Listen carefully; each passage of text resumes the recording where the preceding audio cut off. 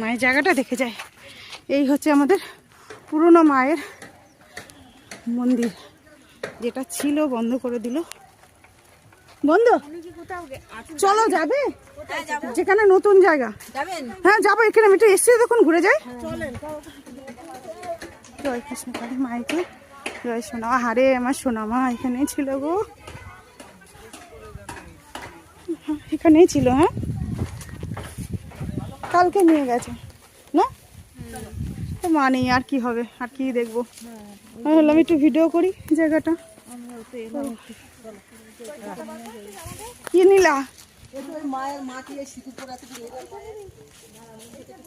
মা কৃষ্ণকালী মা গো, তোমার আমি এখানে ঘুরে দেখে গেলাম।